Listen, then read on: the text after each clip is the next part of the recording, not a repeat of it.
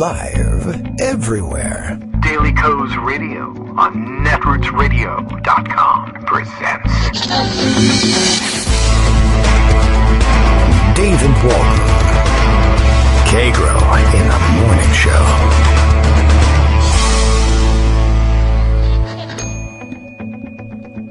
Now, here's David Waldman. Hey, good morning, everybody. How you doing? It is Wednesday. It is August 12th. It is 2020. It is all of those things all at once. August 12th, Wednesday, 2020. We're just going to have to keep doing this for a couple hours because apparently there's no news whatsoever. Searching high and low, trying to find out exactly what's going on in the world and finding nothing. I don't know. Perhaps Greg has a different idea about what we might discuss today. Bolivia, perhaps, in political turmoil. We could turn to Belarus as well, because there's just nothing happening here. But of course, there is, and there's lots to talk about. And I'm not disappointed or anything like that. I'm just being ironical, and it's time for us to get started with the show, so we'll do it. We know what's ahead of us. One thing I'm not 100% sure if we know what's ahead of us. We did miss out on having Joan stop by yesterday, and it turns out that the cause was vacation brain and just forgetting, generally speaking, what day it is, because what are days anymore anyway? Even I didn't even know we had those things. What's the point anymore? Anyway, she said she may want to drop by today because there is, of course, news to discuss, and perhaps that's the news she wants to discuss. Or hey, maybe it's one of a million other things. Daily Co's Radio is live now, and it's time for you to find out exactly what we do have in store. Bill takes his guess at it.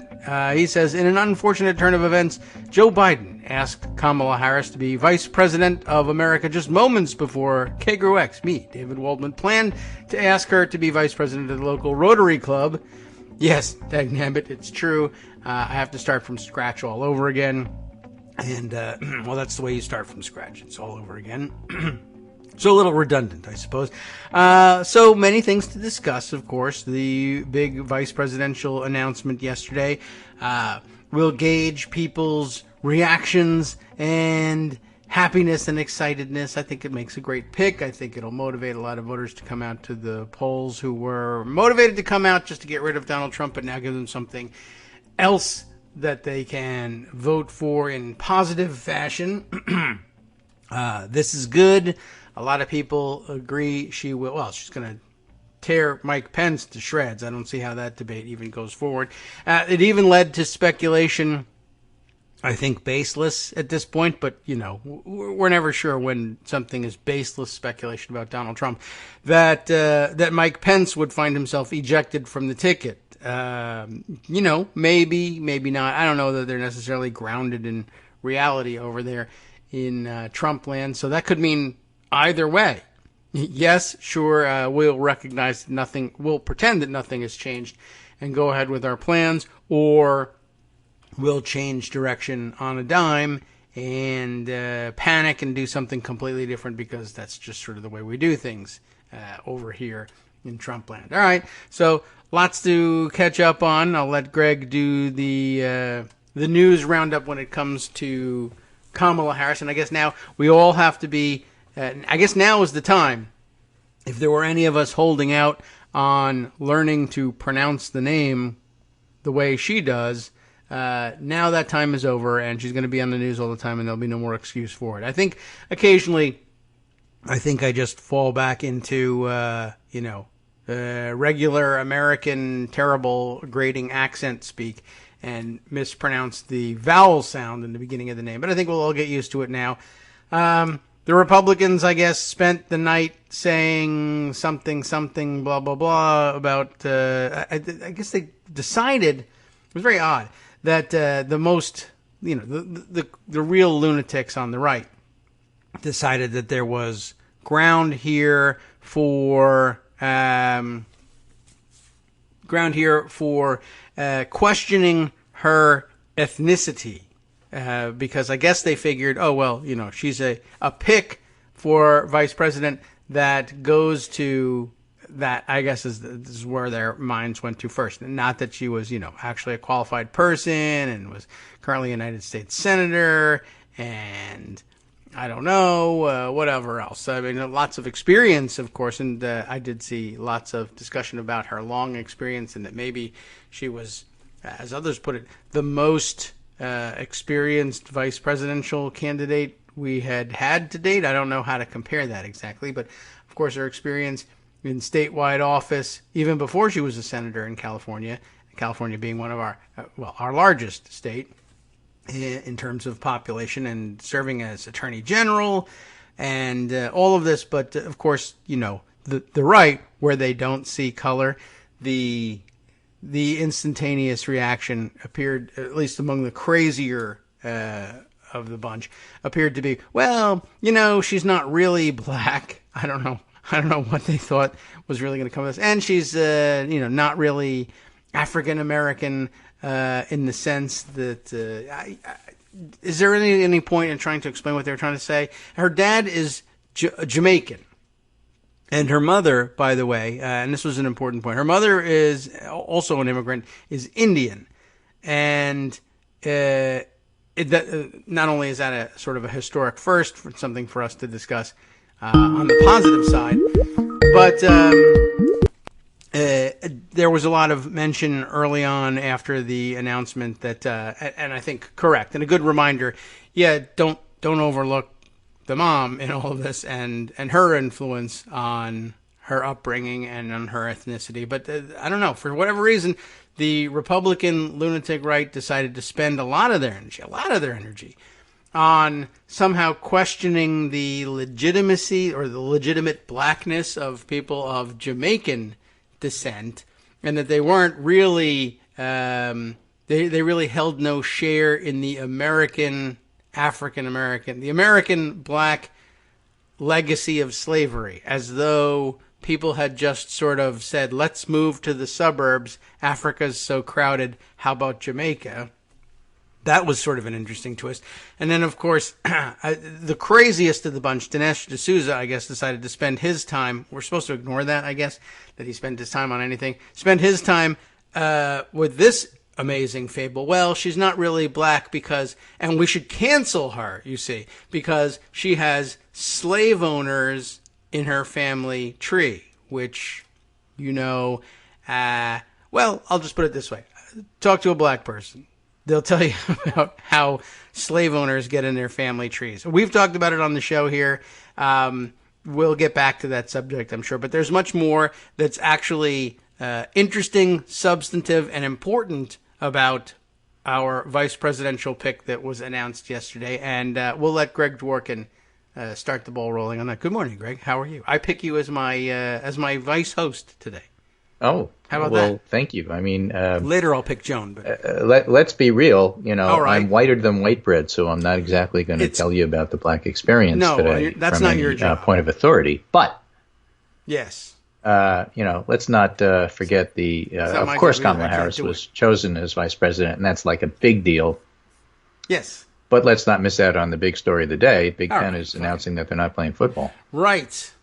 That's true. That did happen, and. Well, we saw that a couple of days ago, and Jim Jordan is very upset. He's, of course, Jim Jordan is really qualified to talk about the safety of college athletes. Right. So, it really bothers as his champion, he really likes to get close to them. He's going to defend them. Now, that's a big deal politically because there are people out there in this country, I know this is a shock, that don't pay attention to politics at all. Right. And are barely paying attention to the pandemic somehow, but this will get their attention. Yes. Like if Major League Baseball is not playing normally, and then college football is not going to happen. What's going on here? Do I have to look outside of my living room and turn the TV off and see what's going on out in the world? What is this? Yeah, I don't know. This is the most upsetting thing to people. And like early on, the pandemic became real for a lot of people when sports stopped. Yeah, or Tom Hanks. Really gonna have to it's just the way things are. It does get people's attention, and of course, people are still, and you've articulated on the show how that actually works in real life. Starting to get prepared for school, and will that open, and how will it open, and what's going on? So that's the backdrop for needing to have a very important election. And as it turns out, Kamala Harris being selected as the vice presidential candidate, who will be our next vice president, is extremely important. I mean, it's already paying dividends. First of all, the moment it happened, cable news stopped covering Trump's fake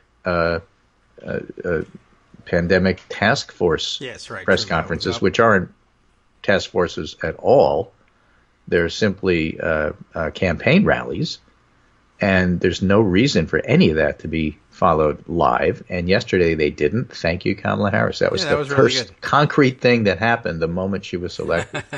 The networks had to make the choice over between going with the hottest story happening or another stupid attempt at campaign rally by for free by and literally Trump. They didn't go with stupid, so it worked. It's nice. I mean, somebody covered it, and there are records of what he said, so none of the panic that sometimes sets it. Well, we have to, as journalists, we have to chronicle what the president of the United States says. But we got it; it's written down.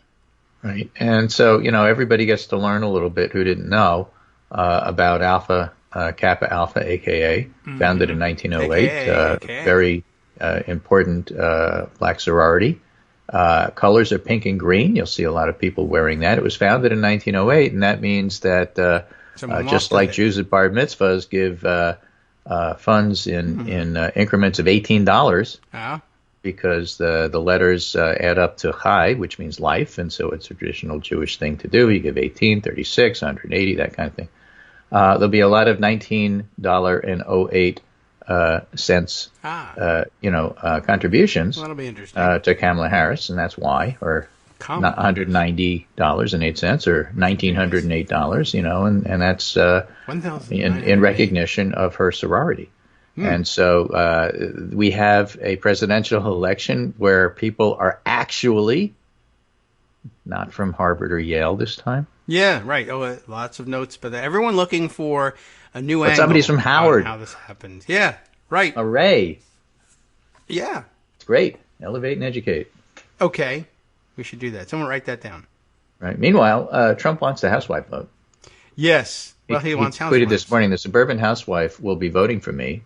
They want safety and are thrilled that I ended the long-running program where low-income housing would invade their neighborhood. Biden would reinstall it in a bigger form with Cory Booker in charge. And, of course, he spelled Cory Booker's name wrong.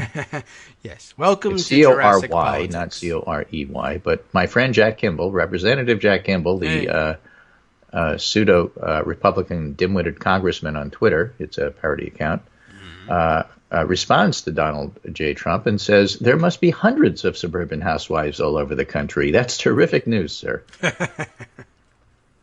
He got it there. Yeah, his outright racist, not even dog whistle. He just, I don't know. What people have all sorts but that's of what it's going to be from now on. So just, batten down the hatches and get used to it. Right. I mean, reject it, but I suppose there's nothing you can do to stop it. I mean, don't get used to it in terms of normalizing it. Get used to right. the fact that it's going to happen. And so, yeah, reject it, but beware. Be prepared. Okay, I'm ready for it. He's a racist. Meanwhile, ActBlue processed $10.8 million in 4 hours after Kamala pick. It had processed $2.3 million the day before, same 4 hours, so already paying dividends. And the campaign said it's been their biggest grassroots dollar fundraiser, which is good. Yes. So while the extraordinary Kamala Harris is picked to be the vice president, there were primaries. I don't know if you know this, but in Connecticut, Joe Biden won the Democratic primary. Oh, you didn't tell us the result. Ah, good. I was waiting for that. All right. And Donald Trump apparently won the Republican one, but it's not official. Oh. And the reason it's not official is because instead of the usual 20,000 mail-in ballots, we now have 300,000 to process. Yeah. And so the official results should be out tomorrow at some point. But while that's happening, there were also some other primaries around the country. The one that caught my eye, of course, was in Georgia. Marjorie Taylor Greene, the QAnon supporter who made racist videos, wins GOP nomination for Northwest Georgia U.S. House seat. As John Harwood points out, no longer shocking that such a person could win the Republican nomination to a federal office in 2020.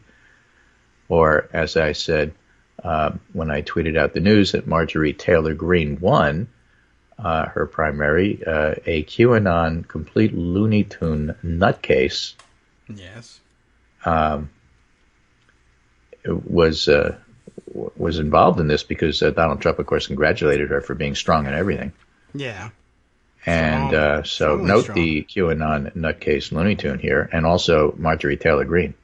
All right. Yeah. Well, it's becoming mainstream Republican politics. Well, not Trump even has just in this mainstream country. complete nutcase, ideology, and Yes. it's bad. True. Mean Marjorie Greene. Okay. Right? So all of that is going on. Now, what was interesting, of course, the reactions to Kamala Harris's pick, I just found fascinating. Of course, the big news organizations, Washington Post and New York Times, each ran a piece about how Biden had done the safe thing, picking the safe pick, which completely misses the story. Right? There's nothing safe. It makes for an interesting news There's story. nothing safe about deciding that you're going to pick somebody despite the fact that Trump is going to run an overtly racist campaign from now till November, thereby continuing the ruin of America that he's out to do, which I'm sure Vladimir Putin's very happy about. That's not safe. No. not And in that fact, sense. in retrospect, when you look at all the other different candidates and all the, remember, you and I have tried mightily to stay away from the whole Veepsteak stuff leading up to this. But in retrospect, and even not in retrospect, and looking back then, I mean, this was the obvious choice. It was a good one. Clear, obvious choice. She is somebody I think so. who, unlike Trump, went That's also a after good the thing. person she was running against, Joe Biden. Biden, Yeah. unlike Trump, What? said, Well- I know you have been a competitor, but I'm fine with you. Yes. Which, as the vice presidential scholars always point out, vice presidential picks don't win your state. So it doesn't matter that she's from California, which was a safe Biden state anyway. True. That's not why you pick a vice presidential candidate. You pick a vice presidential candidate to say something about you. So Trump picks Pence, a sycophant who is supposed to lock up the white evangelical vote. I mean, that he did his job there. That's part of why he ran. Yeah. Okay. And Kamala Harris is somebody who Biden said, I know you disagree with me, but I'm fine with that. All I right. know you're not a white older male from Harvard or Yale. I heard about that. Fine with that. I know that, there's times you're going to be disagreeing with me and that people have questioned your loyalty to me, and I'm fine with that. And so, by the way, you're a talent and you're really good at prosecuting stuff. Why don't you prosecute the case against Trump and Barr and everybody else? Okay. And we I'm should do fine with that. And so that's what it's telling you about Joe Biden. Yeah, well, that's good news. It's nice when you have somebody contesting for the presidency who's not about personal loyalty all the time. I mean, it's nice to know that you're on the same side, but that's not the same thing as loyalty to me, which is what's getting us in trouble largely with the Trump administration. Right. But, Dave Rothkopf writes the sub-story today. Mm-hmm. Not only is Kamala Harris' choice, this is right from the final round of one of the tweets, okay. not only is the Kamala Harris choice a great one, showing Joe Biden's strength and vision, the whole process has shown a Biden organization that was well managed and that ultimately helped support a smart decision, the right decision, all credit to the team. Okay. And now this sounds nice. was not my insight, but several people, especially Casey Hunt from MSNBC was the one I heard summarize this, although it certainly had occurred to me, and I think we talked about it a little bit on the show, is that what happened during this week's worth of who's it going to be? People get floated. That's normal. Yeah. So Karen Bass gets floated. Right. Okay. Floated away. And then, she had all this stuff to say about Florida. So maybe she's not a good choice. And Val Demings Florida gets did it? floated. Yeah. And not really a lot of talk about her, but the point therein is that how do these names come up? They come up because Nancy Pelosi says, consider them. Whoever you Oh. pick. She says to Joe Biden, say the reports, Jimmy Shelsinder and others have reported on this. She says to Joe Biden, pick whoever you think is going to win because she's in Baltimore politics and that's the bottom line. Yeah. I don't really care if they like me or they don't like me or you like me or you don't like me, she says to Biden. Pick somebody who's going to win. But consider these people. That's and good. In discussing them for the week, Karen Bass, Florida issues notwithstanding, she goes from I never heard of her to a discussed national figure. Same with Val Demings. So that when Val Demings runs for governor, you've heard of her. Yeah. When Karen Bass runs for speaker after Pelosi goes, you've heard of her. And who did that? Nancy Pelosi. Yeah. Elevating women, thinking of the future, thinking the long game.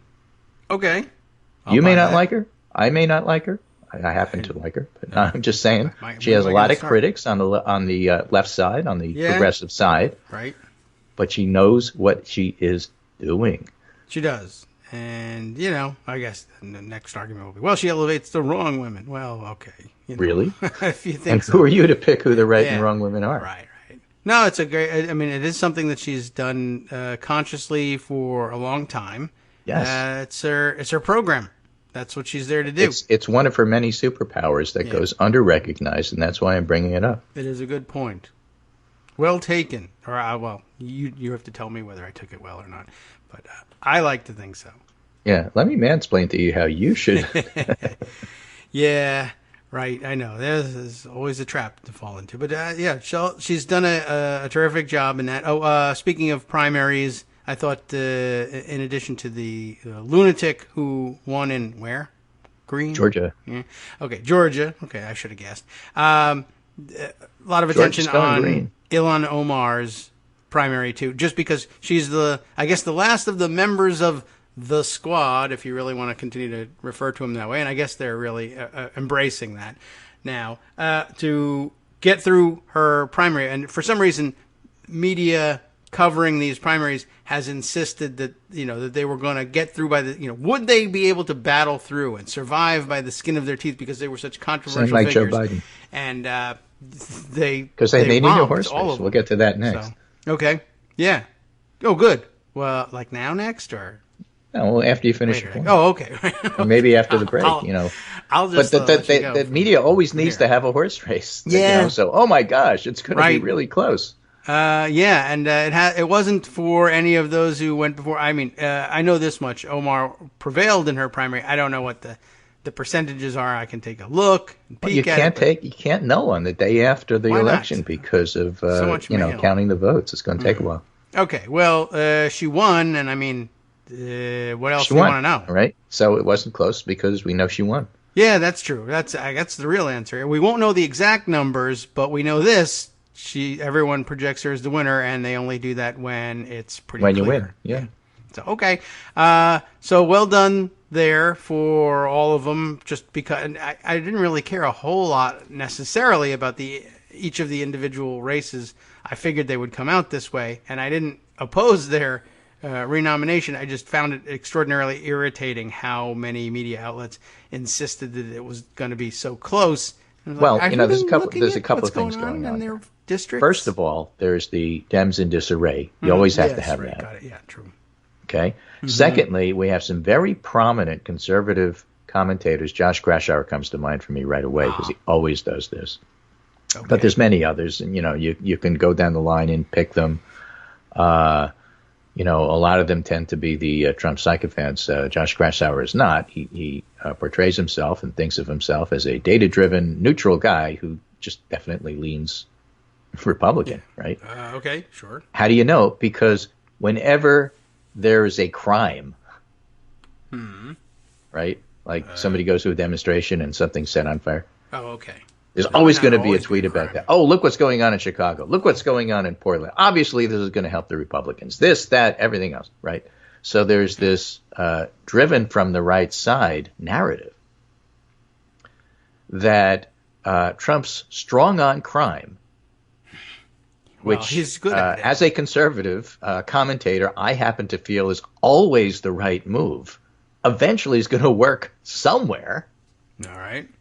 And if it didn't work in Oregon, maybe it'll work with Omar. Maybe it'll work with, Tlaib. Maybe it'll work with somebody. And I'll keep saying it until I'm right. I guess so. All right. Well, so there's a lot of that too, because doing it. I told you that this was going to backfire. I've said it 9 times after they've won elections, but maybe the 10th time I'll be correct and say, you see, I told you all along. My point was that this law and order stuff is really going to work for Republicans because it did back in the 70s. Yeah. All right. Well, it hasn't so far. And so that's part of why they keep picking on them. Yeah, all right. I hate the squad, and let me just find all these reasons that are conservative reasons for why they're going to lose. And the fact that they're not losing is really concerning to me. So yes. I'm going to keep talking about it until I'm right. True. And also a lot of bad comparisons being made, both sidesism, saying, well, of course Ilhan Omar won her primary. Look at her district. She reflects her district, just like Mean Marjorie Greene reflects her district. You see, the same. Yeah, they're the same thing, exactly. Yeah, they're the same kind of people. It's like, well, they're the same this, they're the same that. That's exactly the kind of commentator that would pick something like that out, just a little bit more subtle. I have seen and then there's the Dems in disarray theme of, oh my goodness, those on the far left, the far left, because everybody in the Democratic Party is far left, the far left are going to hate Kamala Harris because she's a cop. Because of course, she's also soft on crime. Because Democrats are rioting everywhere, and picking a cop is, wait a minute, let me work this. Yeah. So they're having trouble with it. Meanwhile, the Sunrise Movement had a lovely thing to say. Susan Rice had a lovely thing to say about Kamala Harris. There's only a handful of people who seem to be unhappy about it. And basically what they're telling us is people are going to be unhappy about it, but you go and you try and look for them and you can't really find them. It's just them. Yeah, and their not friends. a whole lot. And a lot of them are perennially unhappy about a lot of things. And, I could name so names. It's good you're in character. Sure, everyone wants, I don't know, their own magical pick. Everybody was really happy about it. It's and there's a level of excitement that was surprising to me because everybody knew it was coming, but it's there anyway. Yeah, it's true. Everyone knew it was coming. Even when somebody asked me, so what do you think is really going to happen? I said, I don't know. I mean, I guess Kamala Harris, and it was that easy to see. She just fits that well. $19.08. It's meaningful. It means something.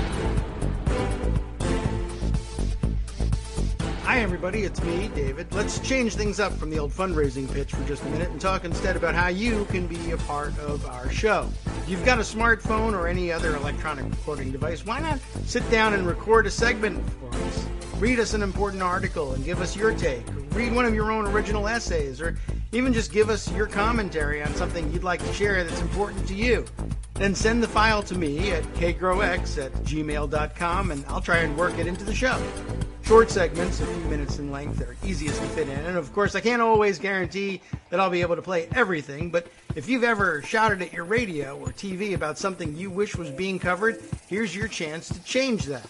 Make the show your own. Send your submissions to me at kagrox@gmail.com.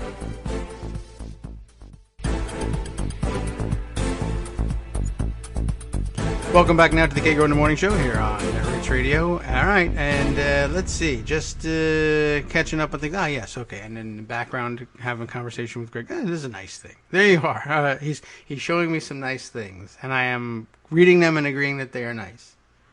How about that? I was having this chat with Stewart Rothenberg about the polling that was coming out yesterday. Mm-hmm. Okay, and the Monmouth poll comes out. How nice. And essentially, it's a 10-point lead for Biden. 51-41. Okay. Yes. And when you look at the numbers over the time series, like how has this changed? It really hasn't changed all that much. The last one had a 12 or 13 point lead. Now it's 10. You can look at that as either stabilization or you can look at it as a slight narrowing, but very slight.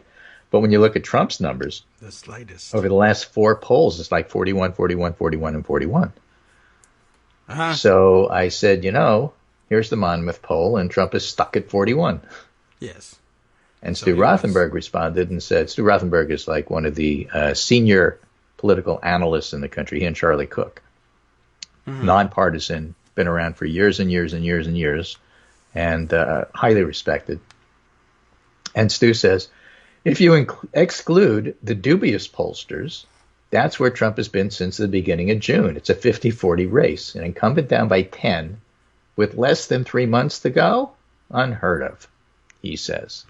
Yes. And people are saying, well, don't cheer, vote. You can't get, complacent and all the other stuff I can't stand hearing because we're talking about activists who are political junkies. And the furthest thing from our mind is becoming complacent. Yeah, which is one of the nice things about Harris' not a junkie. announcement yesterday was all about. There's no complacency about yesterday. Anyway, somebody says to him, well-meaning, Stu, don't cheer, vote. Oh, okay. And I said, Stu's an analyst. And I think he's the best there is, and that's not hyperbole, and he's not a cheerleader. True. It won't be his job to cheer. He doesn't cheerlead. He just tells you what he they thinks. may be replying to you. So he said to me, that's kind of you to say.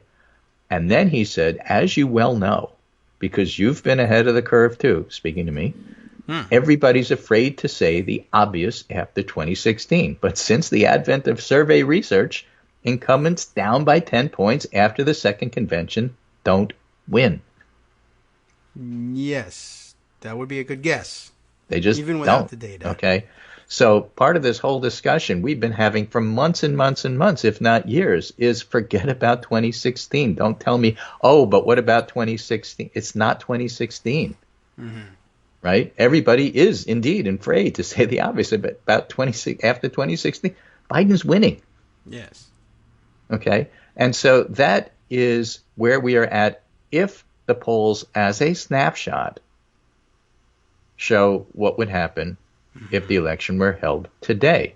But there's a lot more than just polls and a lot more than just the snapshot because we have this pandemic going on and Trump is mismanaging it and a whole lot of people have died and we don't talk about it every day, but the numbers are way up there. What, 157,000, something like that? I mean, they're just climbing and climbing and climbing. They're going to continue to climb until November. We're going to have the debacle in every school district in the country where it doesn't work out the way you think it's going to. And the idea that this is suddenly going to turn around in his favor with those things as background, forget about the fact that the Republicans refuse to act responsibly in Congress and there's going to be a fiscal cliff that we've fallen off yet but haven't landed. And so, we're Wile E. Coyote looking at the ground vanishing with that little puff of smoke, but we haven't landed yet with the tiny little puff of smoke at the bottom 10 minutes later, And so all of that's going on. None of that's helping Trump. And yet somehow people are writing as if none of this is happening. If you look back at the numbers historically, things always tighten. And therefore, and 538 comes out with their predictions today. They have their model that says Biden's a 71% chance of winning and Trump's got 29, not too different from 2016.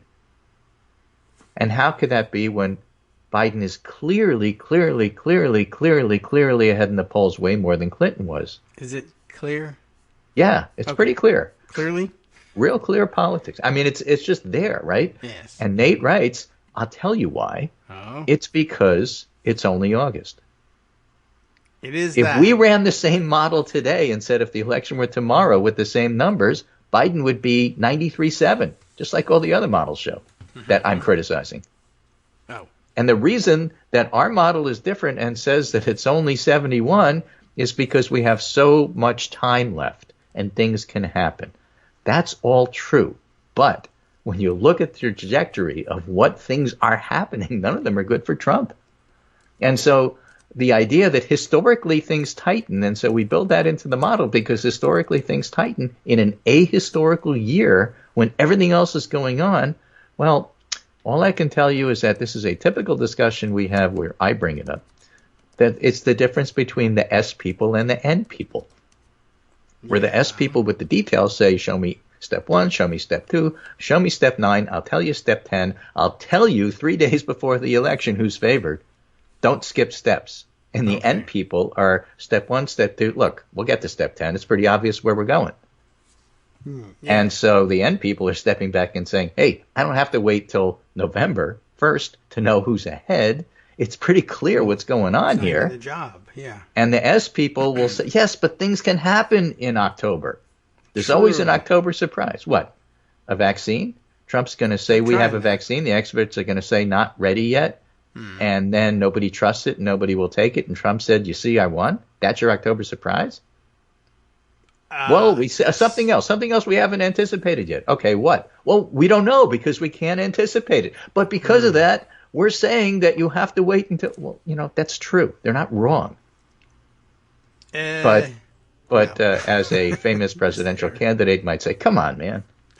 Right, true, and he will say it that way. Don't give me this malarkey. Come on, we know what's going on here. Yeah, well, I mean, it's. Stewart Rothenberg is right. The job of incumbents down by 10 points don't win.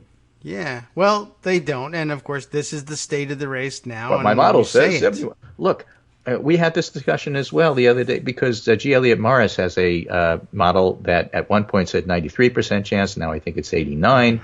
89 to 93, my point, not that different. 71, 93, my point, not that different.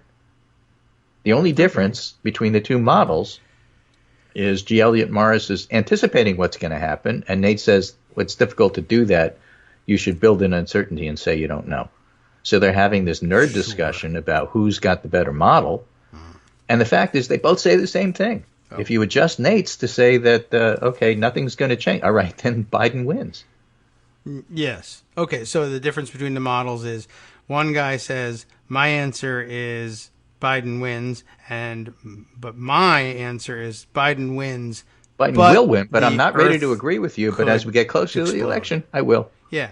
Okay. I mean, I guess that's fine. What can I tell you? I feel the same way that you do. I think about the commentary of, well, don't cheer, vote. I mean, I think that gets it wrong for Stu Rothenberg on a number of counts. Like, well, he's not supposed to cheer. He's just supposed to tell you what the numbers say. Yeah, you're supposed not a cheerleader. Cheer or not just as simple as that. It's up to you.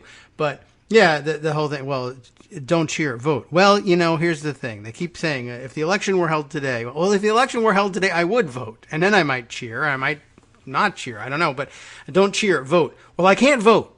So what do you want me to do? It's August 12th. Where's the polling station? Where do I go to vote? No? Okay. So with that out, now what do I do? Well, that's in the same category as work like you're 10 points down. Yeah. No, thank you. People who are 10 points down lose. I would like to work like I'm 1 point up. Yeah, not enough to be complacent, but enough to have that spring in your step. Yeah. Like you were just chosen to be vice president or something. Yeah, right. That might do that. Okay. I mean, some people, I suppose, take their motivation from different places, but the idea of like, well, don't cheer. Whatever, but don't tell everybody else, you have to be working like you're 10 points down. That's all I'm saying. You work the way you work. And I'll work the way I work. Thank you very much. Yeah. Then don't say anything. Stop talking, because talking loses elections. All right. Well. Okay. Well, all right. I don't know. I understand people's anxieties, and I suppose we could just be therapists about it and say, yes. Tell me how you feel about that. Well, I'll go back to my favorite therapist, Stewart Rothenberg, and I quote, everybody's afraid to say the obvious after 2016, end quote. 2016 should not be your motivating, this is the way things work. It is such a one-off. You'll get everything wrong if you base it on 2016. Yeah. Well, okay. I mean, I'm convinced. How about that? There wasn't a pandemic in 2016. Trump wasn't the incumbent in 2016. Or was he? I don't know. Biden is not a woman.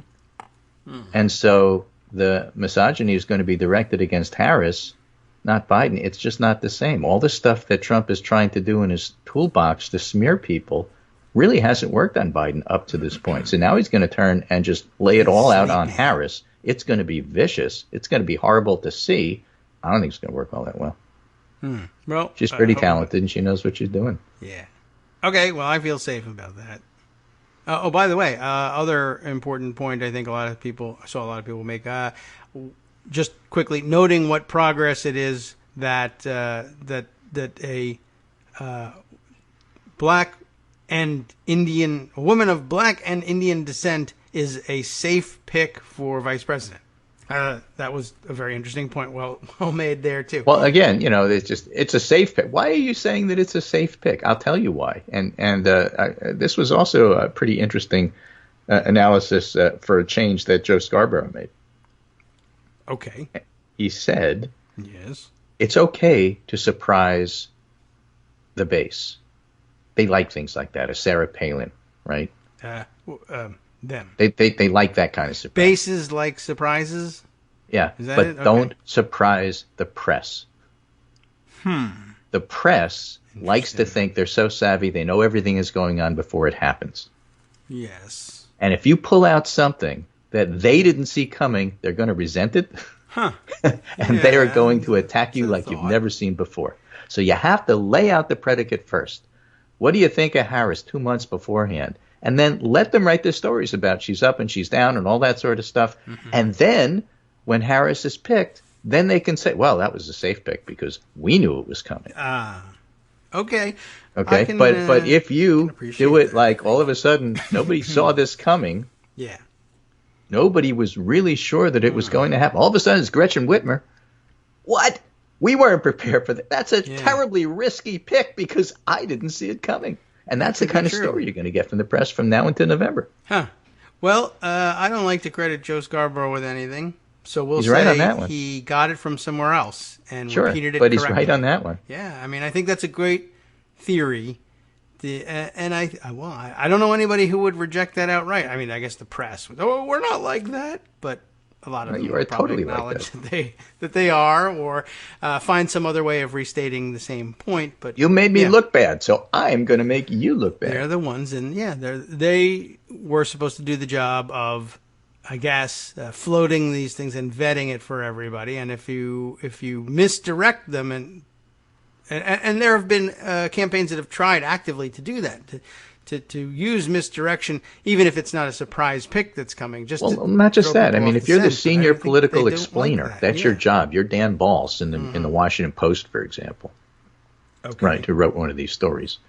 Then you have to see it coming, and you have to be able to be totally comfortable saying in that world-weary voice, well, it was pretty obvious that this was going on because, everybody can see that if you read me. Yeah, that's a good point. I like that one. Even if I don't like Joe Scarborough, sometimes that happens. Okay. Yeah. Anyway, so I think that there's a lot of it there. So, yes, it was Harris. No, it's not Harris for all these reasons. And now it's yes, Harris. And, of course, it's the obvious one because we're used to Harris. So now it's Harris. Right. And because of that, I don't think she's going to take a lot of beating up in the press. They will from the Trump campaign, as if anybody cares about that. Yeah. Or as Cory Booker said, Harris doesn't need to be afraid of Trump. Trump needs to be afraid of Harris. True. Okay. And he is. And you can tell it in the way he responds. And, of course, they don't know how to attack her yet. They haven't landed on that. And that's why she's the cop that's going to defund the police. And other incoherent stuff. Like she's the socialist cop that you should all be scared of in the suburbs. Well, they should be socialists. But, they should be a lot of things. But, okay. There's a lot of contradictory nonsense. Well, they didn't know how to do Biden either, and they've had months to do that. They're not smart people. So they're going to go with Trump's gut because he and an even less smart person, Jared Kushner, is running the campaign. So it's going to be Archie Bunker from now till November. And, it's not the 70s, so I don't think it's going to work. Okay. I wonder if Ivanka's friends will privately be appalled at the Archie Bunker campaign.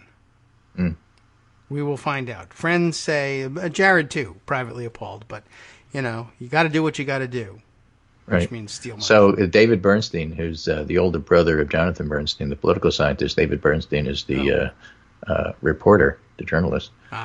He says, back-to-back in my Trumpland message setters feed this morning, Biden-Harris is the choice of Wall Street and also of radical socialists and anarchists, just to illustrate the point I'm trying to make. Very broadly popular. Excellent. Right? Yes. So how do you make that coherent? Josh Hawley says, of course Wall Street's delighted with Biden-Harris, right back to the China appeasement, unfettered globalism, and ruinous trade policies that have transferred billions from working people to Wall Street. That's the Biden agenda, says Josh Hawley. Whereas Ronna Romney McDaniel, who doesn't use Romney, says, make no mistake about it, if elected, this weak Democratic duo will aid and abet the radical socialist anarchists at every turn. Yes. So if they're working for Wall Street, but they're radical socialist anarchists hired by Wall Street, beloved by Wall Street, I'm confused. Yes. Well, Yeah, I don't know. See, Kamala Harris is everything. You can just, whatever it is, your hopes and fears, there she is. Okay, so you don't the good news is you don't have to work very hard as a Republican strategist. You may lose, but the Republican strategy jobs never really go away. The power does. They're going to be upset about David Perry had another good one. Oh. Liberals are in revolt over the Harris pick, who's, by the way, the most liberal vice presidential pick in history. Yeah. Oh, well, then I'm not in revolt. I forgot. I'm in the wrong place. Yes? I mean, it's funny. Right. It's funny because none of this is going to work and it's all silly. Okay. She's a great candidate. She's going to be a terrific partner for Joe Biden. And you know what? Biden, and I said this months and months ago. I said this before South Carolina. People are counting Biden out wrongly because he's essentially a decent person who is like what Winston Churchill supposedly said about America. Oh. Right? Yeah. Biden always does the right thing after trying everything else first. Well, he gets around. He's been around long enough to get around to the right thing eventually. Yeah, if you're still standing, you'll eventually get around to it. Okay. So anybody who's unexcited about Biden, there's plenty of people who are unexcited about Biden. Listen, we're excited about voting against Trump. Yeah. And there's a lot about Kamala Harris to get excited about. So whatever it is that turns you on. You want to work like you're 10 points down, go for it. You want to be excited about Harris but not Biden, fine. Yes. You want to be excited about neither one of them, but you can't wait to vote against Trump, terrific. All of those votes count, and we're happy to have you all. Big Ten. Right. You can't tell, no matter how many ways you scan the ballot, how somebody felt about how they marked that paper. Right, exactly. Oh, by the way, I saw this Provided fantastic they get the marked paper. Yeah. yard sign. I have to get a picture for you. I told you. What did? Yeah. Let me get the image, and I'll send it to you. It will make you laugh. The fact that you're sending me yard signs is enough. All right, let's see the image. Read the yard sign. What's that first word? Person, man, woman, vote Biden. Okay. There's a little bit of sun glare on it. I'm like, Persian man? What? Okay. No, person, man, woman, vote Biden. All right. I like that one. It's a terrific sign. I think that's exactly the one you need to have. I'm about paid for by, I'm not certain who. But, all right, I would take one of those for sure. Some Persian man. Sell them at the merchandise store. Which, by the way, for metrics for online people who live their lives extremely online, the merchandise store at the Biden campaign website crashed, presumably with heavy demand for merchandise and Biden-Harris stickers, T-shirts, etc. And they consider that would be one of the better problems you can have. I guess it's up and running, and you can get your T-shirt sign, what have you, but they should sell these signs. Why not? Right. And there's other, cultural touchstones I think we should mention. For example, why Maya Rudolph is trending. Yes, right. Oh, that was everybody's favorite joke. Yeah, she's got a good couple of years of work ahead of her now. Yeah. Oh, she was fantastic as a Kamala stand-in. And people have pointed this out. A lot of times Saturday Night Live is not funny anymore. A lot of times people do particular political impersonations that aren't very good. Yeah. Okay. But there's a couple of people on the show who are, in fact, fantastic. And Maya Rudolph as Kamala Harris happened to be one of them. Yeah, right. So good for her. Everyone's congratulating her. She's probably happy about it for a number of reasons. Right. Not least of which there's some extra work in it. Okay. Let's see. Any other lunacy happening here that we may have missed that's super important? Schools reopening. Yes, as you mentioned that. Everywhere they open them, they crash immediately. That's bad news. Yeah, it is. Let's see. What other things can we do here? I found this is an interesting commentary by Bruce Bartlett. Okay. Bruce Bartlett, as you know, is an ex-Republican, one of those never-Trumpers, although he had broken from the party a long time ago. And here's the thread there on it. But he says, I don't remember where. But some years ago, I predicted, he says, that those who would lead the GOP back to sanity would be the political consultants because they would see the party was on a path to defeat and victory is all they cared about. Okay. So this gets relevant when you're thinking about never-Trumpers. The nature of their work forces them to be clear-eyed and data-driven, and such people are also by nature non-ideological. Think Carville and Madeline. They're just hired guns who take Carville and Madeline. I threw that in. He didn't mention them. But they are just hired guns whose techniques apply equally to both parties. That's why I mention them. They're sort of like lawyers who don't care if their client's guilty or innocent. That the consulting class nearly always stays in its partisan lane is mostly because their clients insist on it, not trusting those who work for the other side. Yes. We see that all the time. We criticize people for saying, how can you trust somebody like Lincoln Project, like Bill Kristol, because look what he's done in the past. Right. Don't you know who these people are? Right. Well, that kind of thing.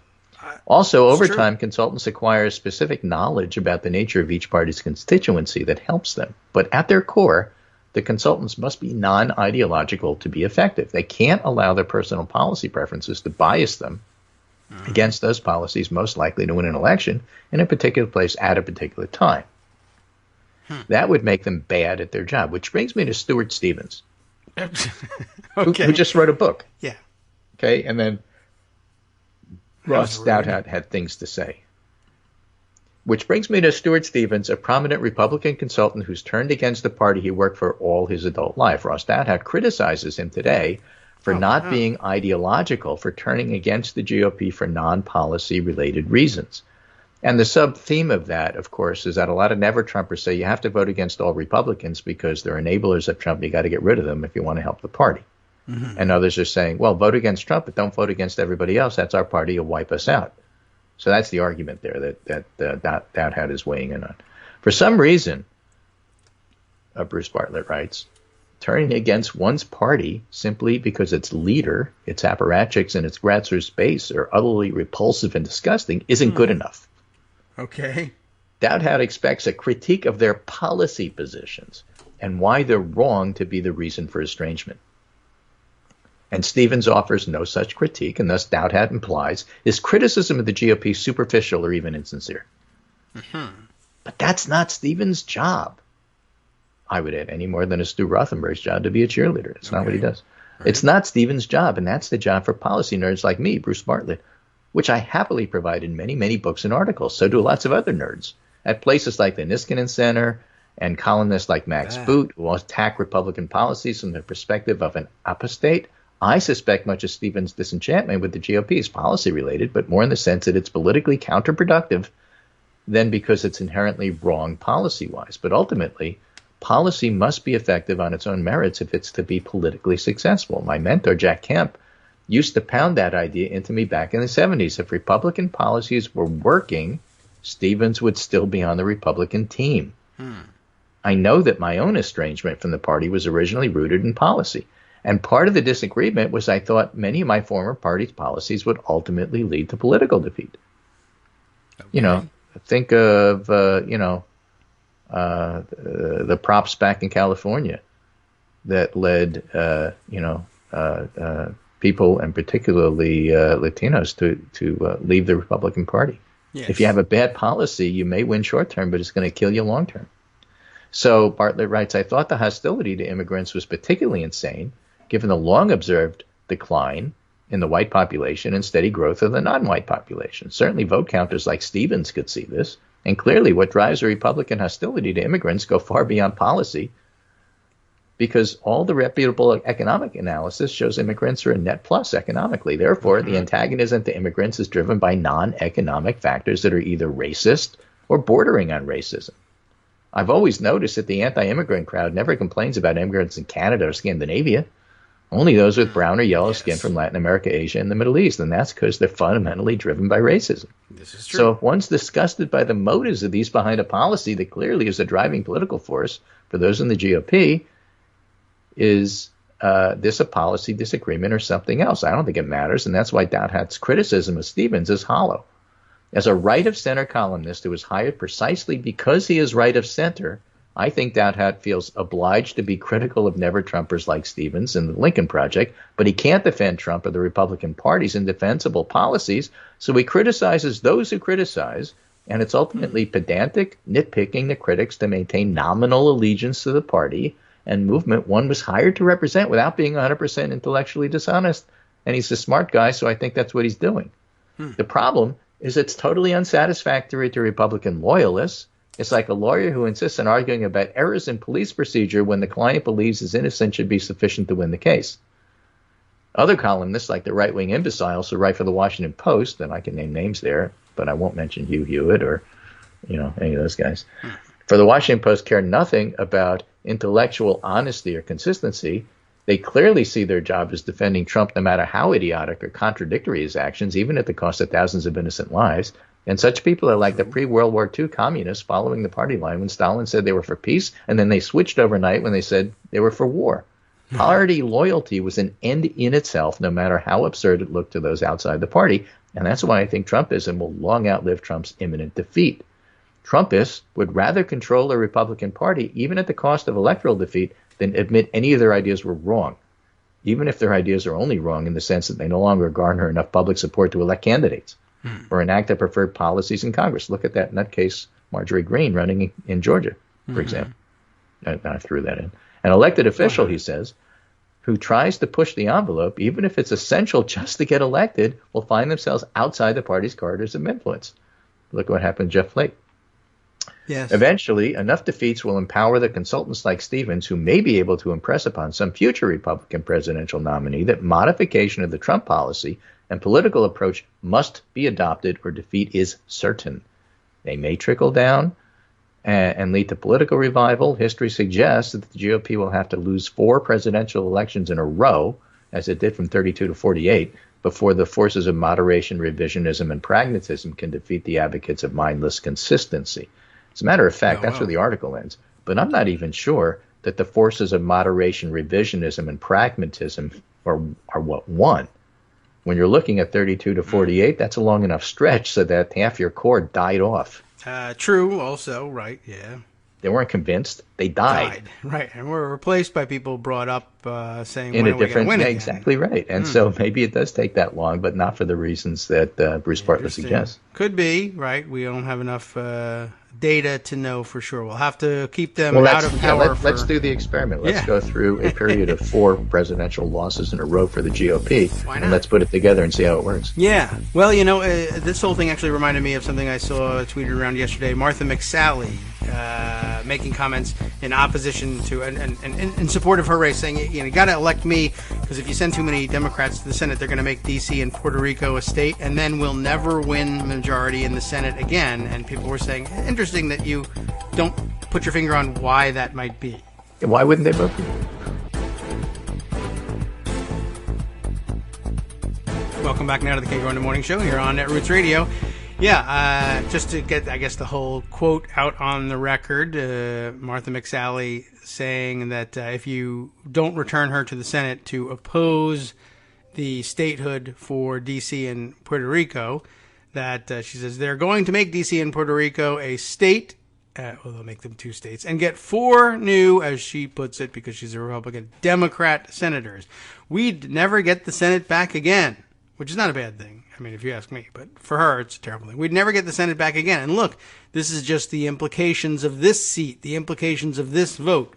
It was supposed to, I guess, rally Arizona Republicans to her side in the upcoming election. And our good friend from Twitter, NYC Southpaw, pointing out, Republicans don't feel obliged to explain why they could never compete statewide in D.C. or Puerto Rico, and I guess have no interest in addressing it. But Bruce Bartlett's mentor, if that's really true, Jack Kemp, probably would have been able to diagnose that problem for you.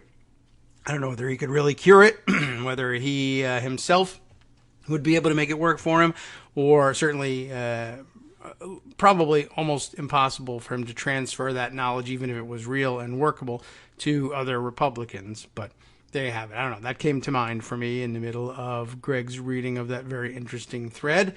There are other bits and pieces of news out there that we're sitting and waiting for discussion. Let's see. By the way, I thought here's a nice little piece. Not news, just I thought something interesting and worth sharing. Maybe, if for nothing else, just for a laugh. A tweet from Christopher Keelty.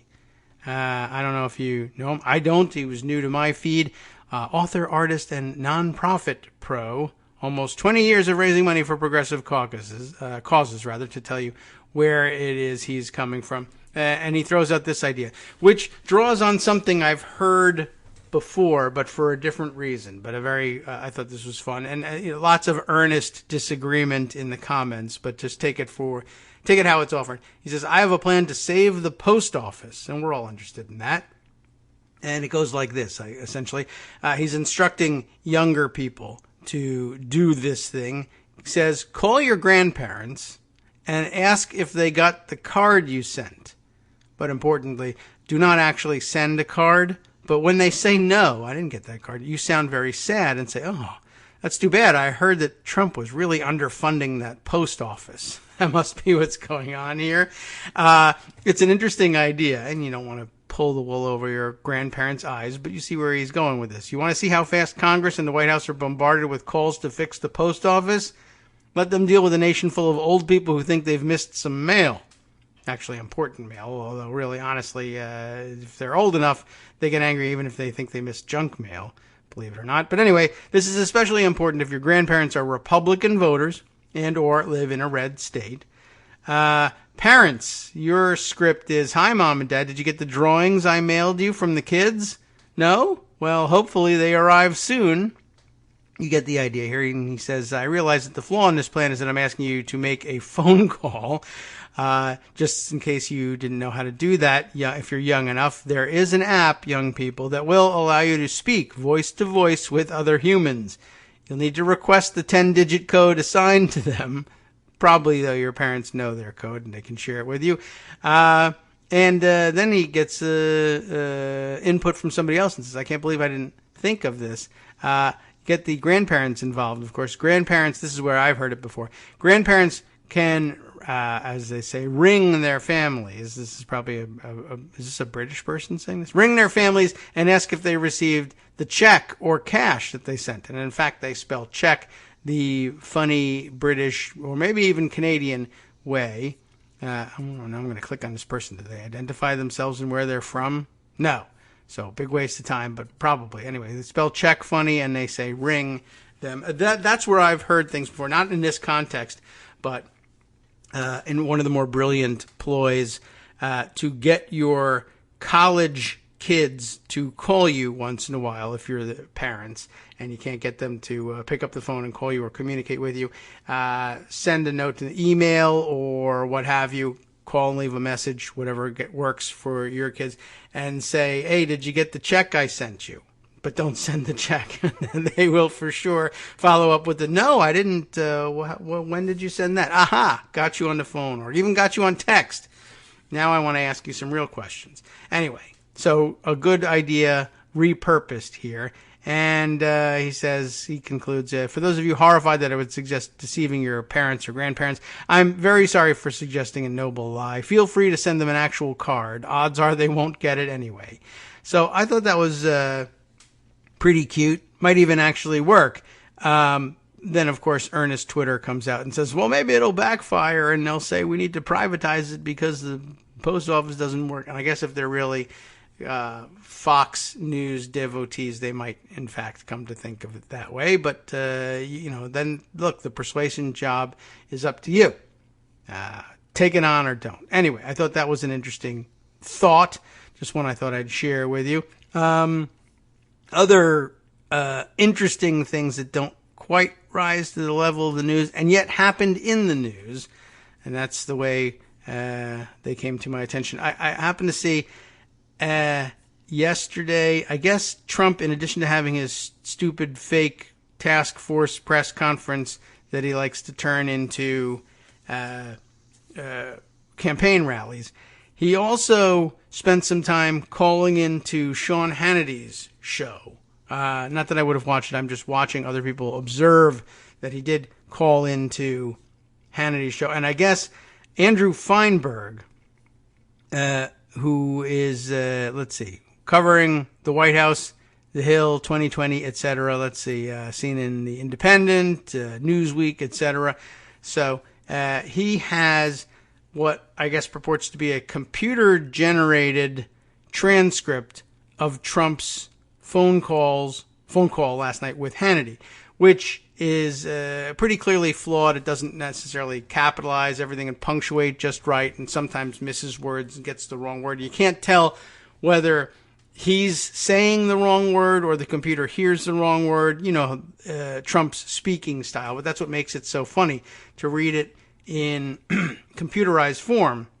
And here he has, in this long-ish thread, he's basically talking about, he's like live tweeting what Trump is babbling about.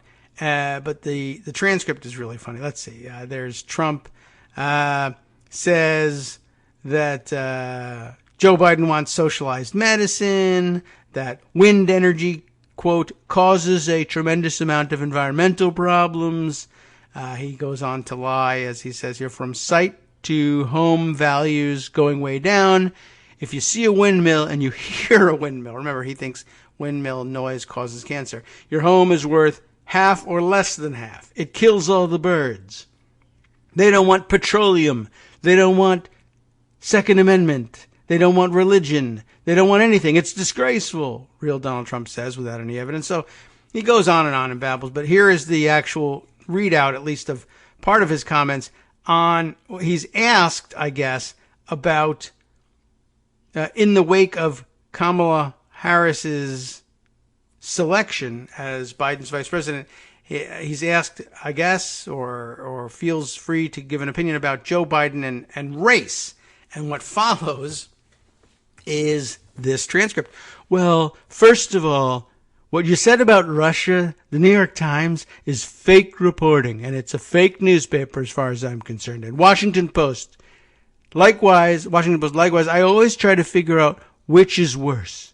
And then you have, so basically he's being asked about the vice presidential selection, and he says, well, first I want to say Russia is fake news. And then he tars everybody with this stuff. So likewise, I always try to figure out which one's worse. And then you have CNN, and frankly, ABC, CBS, NBC, but you have some good ones in between. Locals, and great locals. We do, it says graded, but maybe great by couldn't possibly be here and on social media by. I mean, I don't know what this is supposed to be, but the computerized transcript is hilarious and makes you think, well, it makes the comparison between him and Sarah Palin that much more salient. Does anybody do better in terms of people watching and the importance of social media so we get the word out? But the sad thing is you have so many incredibly talented writers, journalists, frankly, including yourself, because I consider you really, I've lost the track here. I consider you really a journalist to the largest extent, the job you've done, because you got the Russia hoax correct. And your people that came on the show night after night, or on the show night after night, I guess that's what it's supposed to mean here, including, by the way, our great congressmen and senators, yet John Kennedy on tonight, you have a lot of them on. But a lot of people got it right. And a lot of our Congress and Senate together right, and they got it wrong, or they got Pulitzer Prizes. The Pulitzer Prize is worthless as far as I'm concerned, because when you have the Maggie Haberman getting the Pulitzer Prize, and she got it all wrong. I haven't spoken to her in forever. She's like my biographer, like she knows everything about me, and she knows nothing about me. And they talk about, they have sources, and they don't have sources. They don't have sources that made up. They make them up in their mind. They have no sources. I know when there are sources, but if you look at the Times, and I guess the Washington Post, they got Pulitzer Prizes, and they were totally wrong. And they got them, I guess, before the end result. And there was no collusion. And now this thing turns out to be a total hoax. And now it finds out that we caught Obama Biden. That's why I didn't think that Susan Rice could get it. Because that's what it says, he's part of the whole illegal thing that happened. Which is one of the worst, perhaps the worst political scandal in the history of our country. And they got caught. Now let's see what happens. But they're caught red-handed. But the writers got Pulitzer Prizes, and that shows you a Pulitzer Prize is worthless. And frankly, you have to start a petition to return the Pulitzer Prize, because they were all wrong.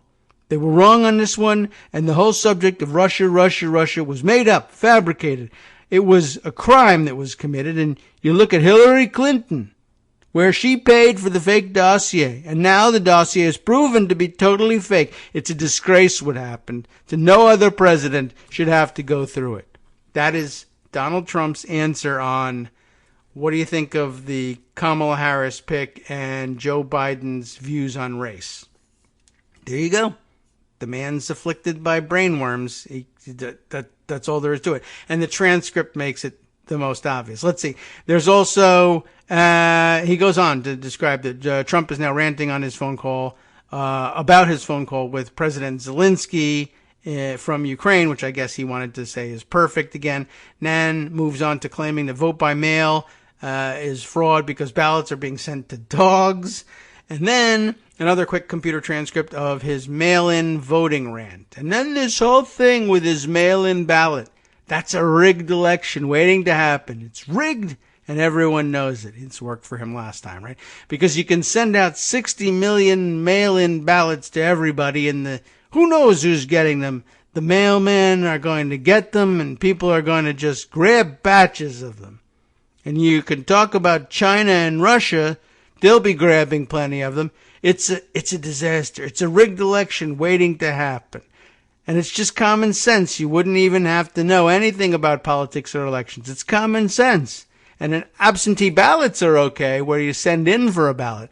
They go through a process and they send it to you and then you send it. It's fine.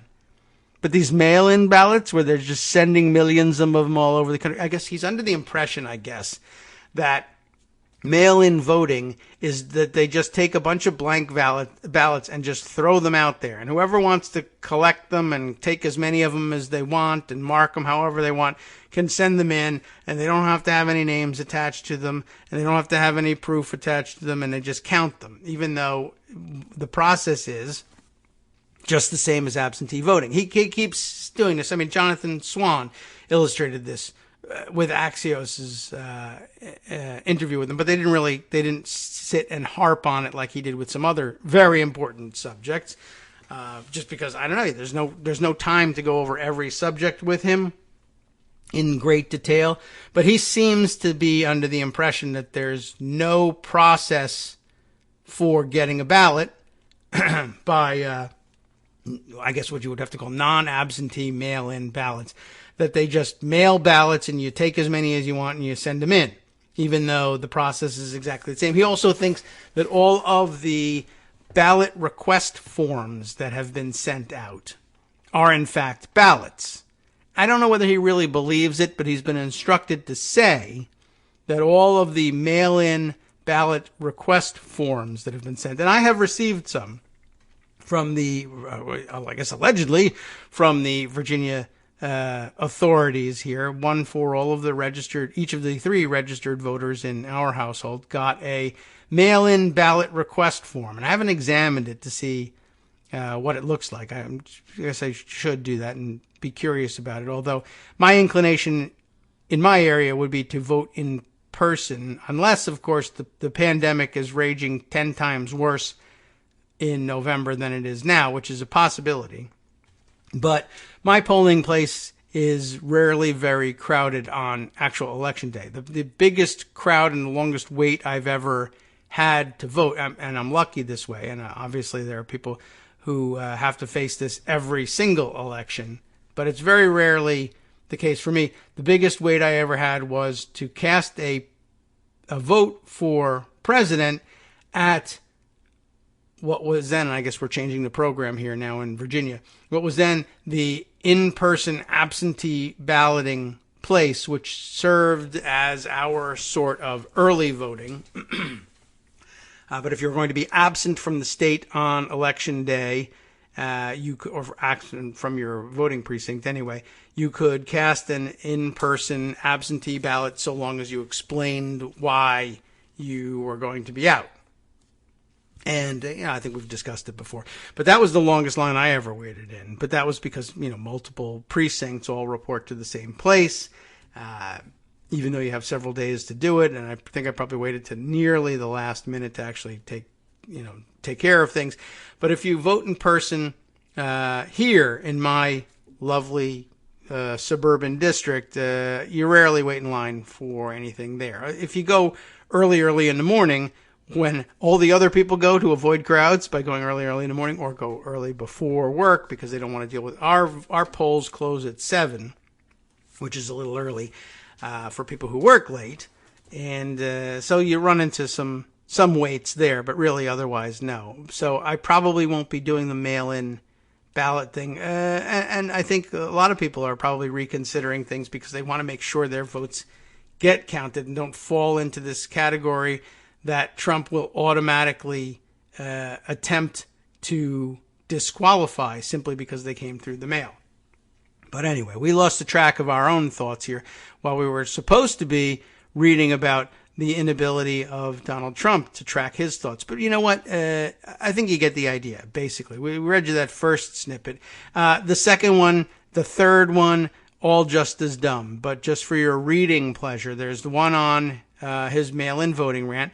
Then he does a rant on, I guess Hannity asks about vaccine progress, and there's another transcript provided here. And I guess anywhere that he goes to the transcript, you can read it and enjoy how hilarious it is. And as a matter of fact, I saw this observed the other day as well. And I guess it probably was Sarah Cooper that did it, the comedian who's become famous doing the lip-synced videos of Donald Trump. And she pointed out a couple of days ago that Donald Trump reminds me of this Fred Armisen SNL character who can't finish a single sentence. But of course, it also reminds me of me in the same way, and that's a little bit troubling. But if you start from a better place, your rambling is easier to take. I don't know, maybe just for me. Anyway, but do you all remember the Fred Armisen character? If you don't, I'll tell you what, I'll mark it, put it in pocket, and share it with you. And I'll share the whole thread from Andrew Feinberg as well, and you'll be able to read those transcripts for yourselves. Okay, let's see, a couple other things we should probably touch on before our third break comes up, and especially if we are going to if we're going to luck out and circumstances and the stars and planets align and we get a opportunity to visit with Joan, we'll want to get some of these things out there. Let's see. On school opening front, let's see. We did find yet another report of yet another school system bogged down with the same problem, but just to note them so that you can collect them for yourselves, this time from Muncie, Indiana. The Delaware Community Schools. I don't know, is it Delaware County there, or is that a township? Or I don't know. The date line on the story is Muncie, Indiana. Comes from the Star Press here. Coronavirus, more than 200 Delaware Community Schools students quarantined. Seth Slabaugh, I guess, Slabaugh, writing for the Muncie Star Press. Delaware Community Schools, and I'm not certain of the geopolitical division we're talking about here, but maybe those of you listening from Indiana do. Delaware Community Schools has sent, that is the organization of Delaware Community Schools, has sent 228 students home to quarantine to help prevent the spread of coronavirus. A football player at Delta High School tested positive for the virus several days ago, and the school district continues to be aware of only that one case. However, after yesterday, we know of a few students who are in the testing process and are experiencing many of the COVID-19 symptoms and have had direct connections to our positive case. Superintendent Reese Mann told the Star Press. As of Tuesday morning, the following numbers of students were in quarantine. Royerton Elementary School, we're getting hyper-local here for you, 1. Eaton Elementary School, 6.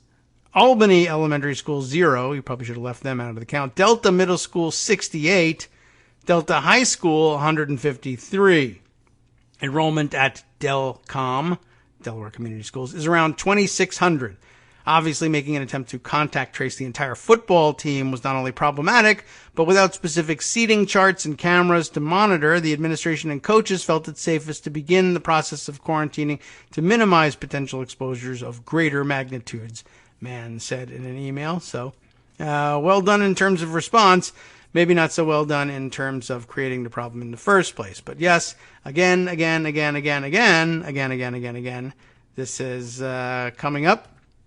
And it's just going to be a problem in every school system that opens. And they're getting closer and closer to just simply openly acknowledging it. I also saw it being shared on Twitter, and I didn't grab it because it's indicative of something that's probably happening all over the country. But school board members saying, look, there's going to be COVID in our schools. We just have to be honest with ourselves and get an idea in our heads of how many, I don't know whether I'm sure they didn't use the word casualties, but what rate of infection is going to be acceptable to us? The answer might very well be you can do the schooling in other ways. The acceptable rate of infection is 0. Don't have it. But, okay. We'll see what we have to deal with. There another angle on the problem, which, rings all the common sense bells, but I'll note it because I saw it rounded up nicely in Bloomberg. U.S. schools are short of 2 things for the reopen: staff and cash. And it seems to me that that's a bad model to work with. Reed Pickert writing this one for Bloomberg. And I'll only have one more free article from Bloomberg for this whole month. So I guess you'll stop hearing from Bloomberg pretty soon. Getting students safely back into the classrooms during a pandemic means taking the kinds of measures like shrinking class sizes, adding bus routes, and providing computers to families who don't have them that call for extra staff and money. But it looks like America's schools will have to manage with less of both, as is so often the case. Even before COVID-19 struck, staff levels hadn't recovered from the last recession. Now, hundreds of thousands more jobs have disappeared, and there's probably more to come. School jobs hadn't fully recovered when the pandemic struck. The messy restart to the school year is a drag on the whole economy, leaving millions of parents struggling to balance work and childcare. Meanwhile, administrators are having to draw up plans without knowing what resources they'll have available, while bracing for budget cuts that could arrive any time as the virus leaves states facing an estimated $555 billion shortfall through 2022. Now, take that as context for Donald Trump's generous offer to send an extra $300 of unemployment insurance to people who need it, but only if the states come up with the other $100 to make up 2/3 of what the pittance were getting this first time around. Now, the states, where are they going to get the extra $100? And also comply with administration demands that we reopen our schools so we can reopen the economy. Neither of which is going to work. Several examples of it given in the article. Lots of discussion about the mix of where local school money comes from. An excellent coverage of the entirety of the situation. But just a quick reminder, we'll take it for this, a quick reminder of the fact that, this stuff is going to pose a huge problem, and it's pretty basic. Don't have staff, don't have money, you're going to have great difficulty opening your schools with these plans that are supposed to be safe reopening plans, but probably aren't, and you're not going to be able to implement them properly anyway, and you're never going to be able to pay for it. So how's that going for you? How do you think that's going to work out? News from across the pond, as people like to say.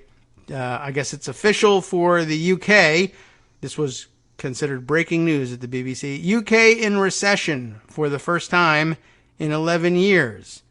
But I guess speaking in terms of whatever it is that officially makes us declare things recessions, and economists can tell you all of that, but that's true. The UK economy suffered its biggest slump on record between April and June as coronavirus lockdown measures pushed the country officially into recession. The economy shrank 20.4% compared with the first 3 months of the year. Household spending plunged as shops were ordered to close, while factory and construction output also fell. This pushed the UK into its first technical recession, defined as 2 consecutive quarters of economic decline. It's not even that hard to get there. Since 2009. So, sympathies to our friends on the other side, suffering as we all are with recession. And, just thought I would note that for the record as we head towards our third and final break.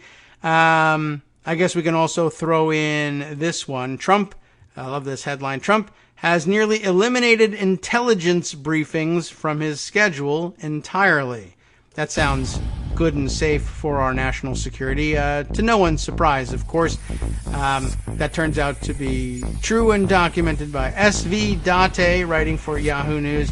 I don't know what else to tell you about it. Trump went from a high of 4.1 briefings per week on average in March of 2017 to 0.7 per week since July. And what would you need any intelligence for?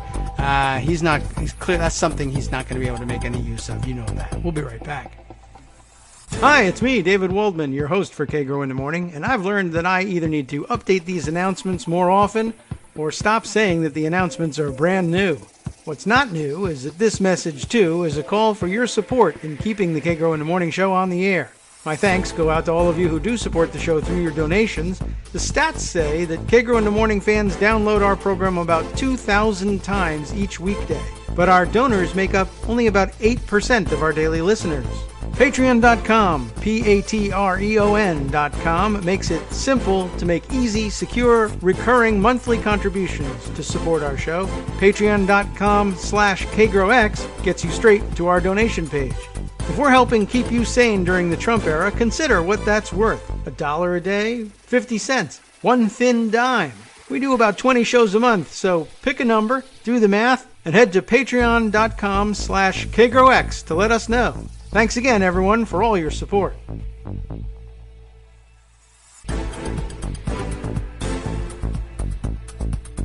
Welcome back now to the Kagro in the Morning Show here on Networks Radio. All right, let's see. Here comes Joan, as a matter of fact. Let's answer the phone here. Bring her in. Good morning, Joan. How you doing? My music has cut off. Oh, that's too bad. Okay. Well, we'll ignore that and just move right into things. Hi, how are you? I'm fine. Okay. Good morning. No one really loved necessarily hearing any more of the music. They'd rather hear you. Okay. So I heard there was some news yesterday. Greg forgot to tell us who was going to be the vice presidential candidate. I'm sure he did. he didn't. But I'm sure that's. Well, let's take I'd love to have your take on it. Why not? Let's celebrate it a little bit more.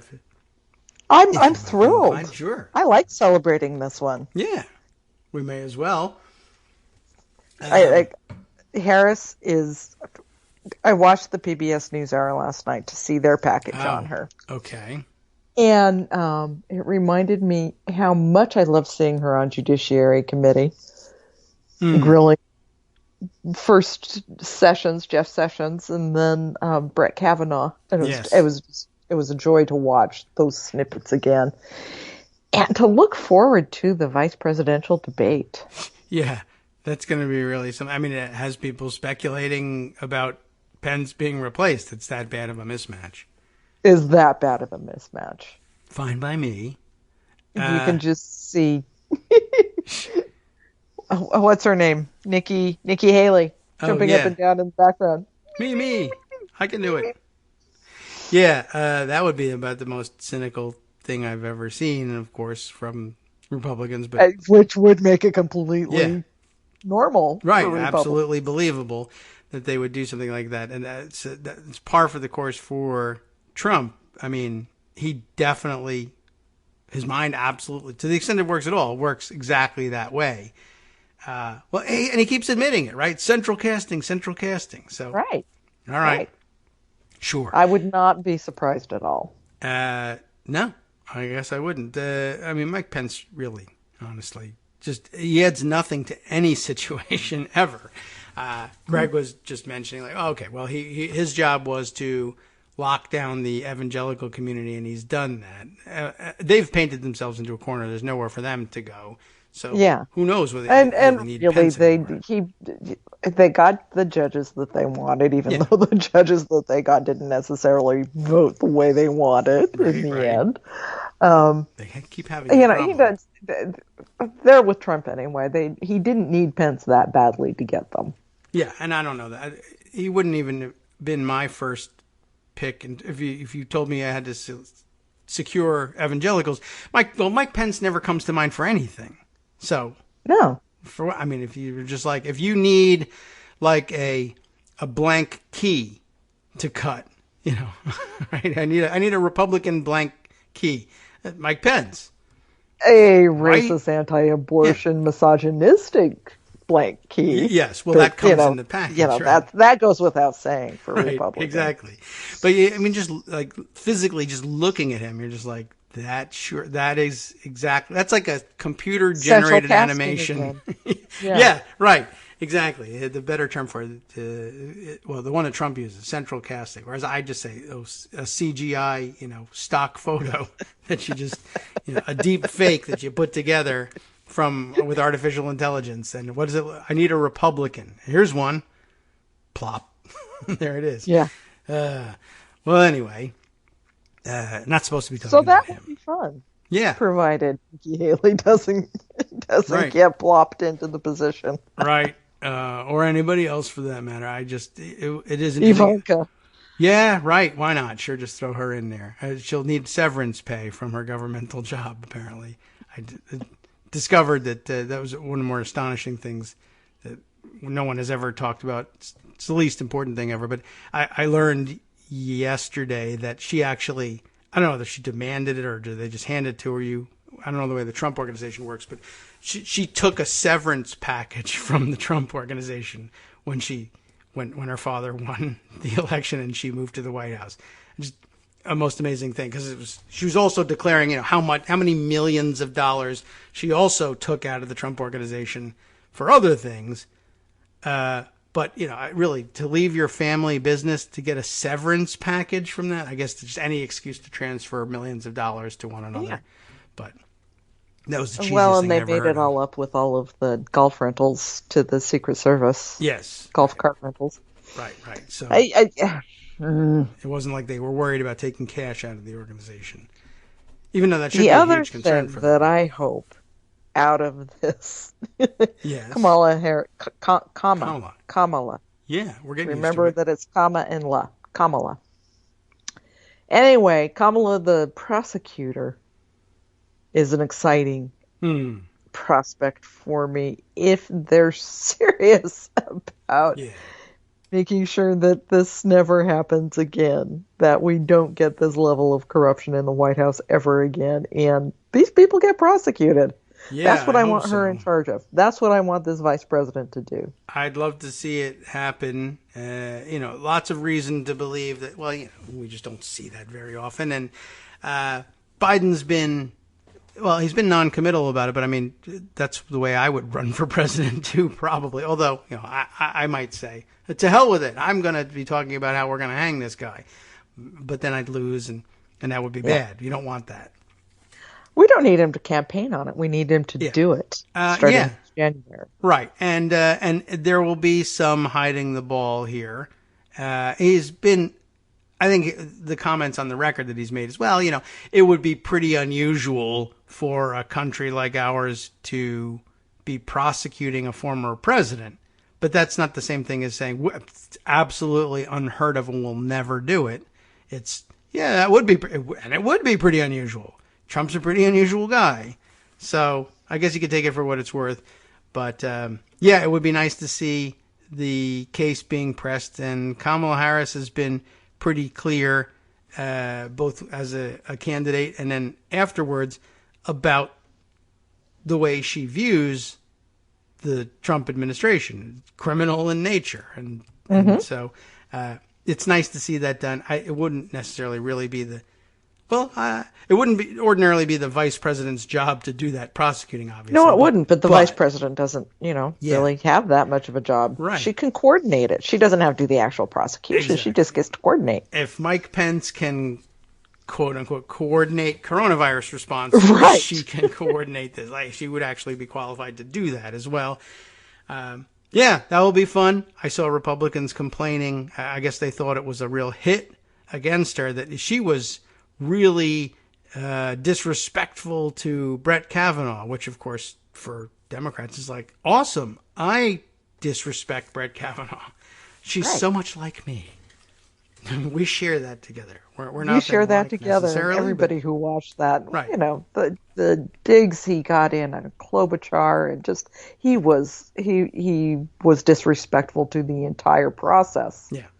So that's good news for me. I'm happy about that. And she was tough. If she on could me. also, maybe she doesn't have to do the prosecutions. Maybe she can figure out what to do about the judiciary.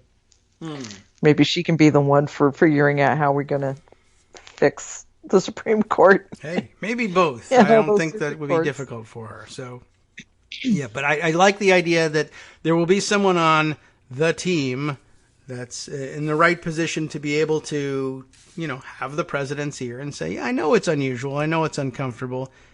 You're right, but... we can't ever let this happen again. Right. And which is what a lot of us were saying after Bush. Yes. If you let this stuff slide, we're going to see somebody come along who's worse. Yeah. But Joe Biden wasn't there when I heard that said, or when I said it, for that matter. But, he knows what it's like.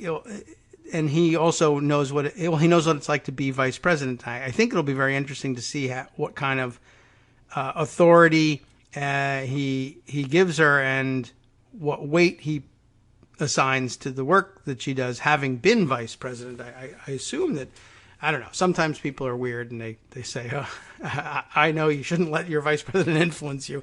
God knows I tried to influence Barack Obama and he didn't like that at all. Or, no, we could have a good working relationship. This is fantastic and I want to empower a new generation of leadership.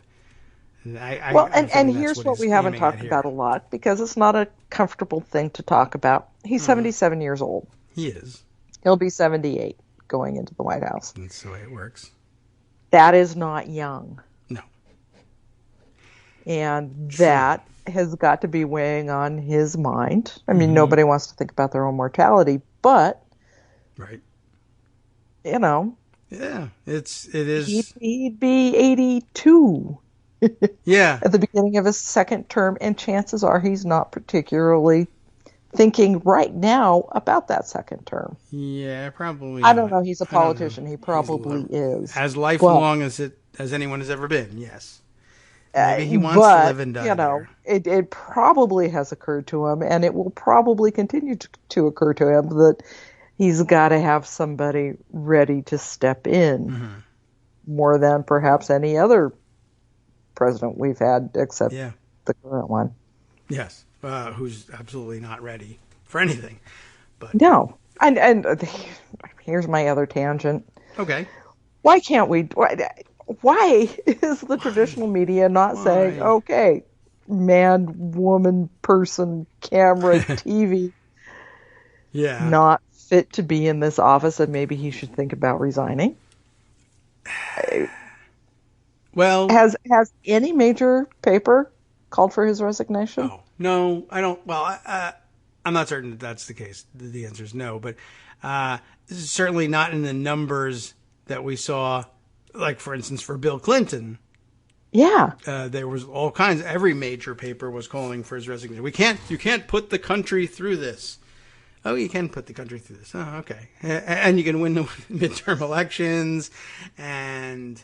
Go on to a career and have as a strong economy and have good relations with the rest of the world. And so you can put the country through this. But I think at some point, didn't one of the Boston papers actually end up calling for his? I can't recall offhand. Has one? Well, I hope so. That's one. Right? No one calling for his resignation, and lots of coverage that should lead you to that conclusion, but they're I don't know exactly what they're worried about. It's not like losing a giant Republican subscription base is on their minds. They don't have that. I don't know.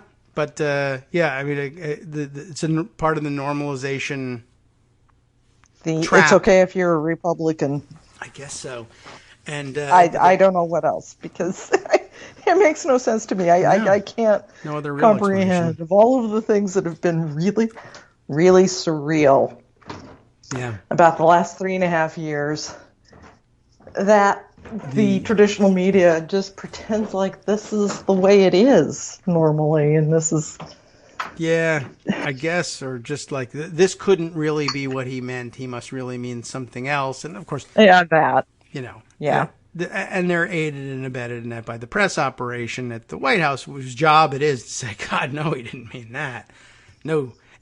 And of course, we've seen 10 times. I mean, more, again, to your point, the press could say, every time we say, nah, he couldn't possibly have meant that, and the press secretary says, you're right, he didn't actually mean that, he meant this, Trump comes out and says, yeah, I did too I mean that, right? So, like, why don't I report that and say, yeah, he's just not up to this. He's just mentally not prepared for it. And he really never was in his best days. He's just not a smart guy, but yeah, okay, fine. Dumb president. We've dealt with that before. We've had dumb presidents before. Yeah, but totally, like, mentally incompetent, that is a new thing. And I guess it's just that we don't know what the hell to do with that. What do we do with it? And I guess they're waiting for more concrete signs, and he provides them daily, and you just become used to those. I don't know. Anyway, I'm just a little concerned that we have a psychologically melting down president, and everybody seems to... Yeah. Oh, well. Well, too bad. Yeah, I mean, I guess we've all been trained to think, well, remember the presidency as an apparatus is much bigger than the one person, and the deep state will keep it running. Unfortunately, as we've seen. Yeah. And this is the other thing that's really disturbing about this. It doesn't have to be anyway. And sort of proves our point from the Bush years. This is a very fragile thing. Yes. Our nation, the Constitution, democracy. It's, it's paper, it's ideas, it's a lot of words, and all of that infrastructure built up to realize those words can be torn down really damn fast. Yes. Well, I guess the strength of the system was everybody's agreement to buy into it. Sort of what they teach us about paper money for all these years. Everybody believes in it, so it's worth something, and everyone believed in the constitutional system and the norms surrounding it, and that you don't do things that are illegal because they're bad, and that's enough.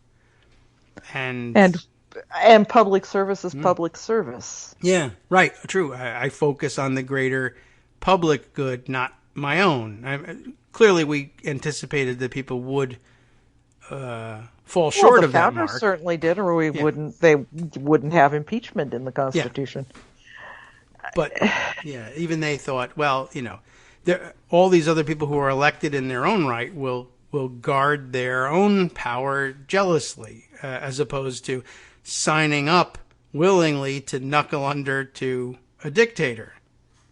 As the great institutionalist Mitch McConnell has proven himself willing to do time and time again. Yeah, right. Well, they were on the right track. I mean, you can trade away a lot as long as you get interesting benefits in return. And I guess McConnell thinks he's getting those, although sometimes you wonder how they're being delivered. But he seems to be content with this arrangement. But we do run into a lot of extraordinarily unusual situations. Inside the space of a single day, there can be 5 or 6, and why that doesn't occur to the editorial boards of our largest newspapers, I'm not sure. They certainly don't back them, they don't support them, but why they won't say it would be the most normal thing in the world for a president so disconnected from reality and unable to execute the job and distrusted by the press, the American people, and the international community that they would resign. I mean, that we have had before. We have had before. Why not ask for it again? I don't know. That's a good question. Well, that's basically it for like the whole wide world wrapped up in one question. It's a good tangent. In the meantime, we're still in the one. middle of kind of a massive crisis that's going to start getting really, really bad very, very soon, with as many as 40 million households threatened with eviction. Ah, okay. Starvation, Is that bad?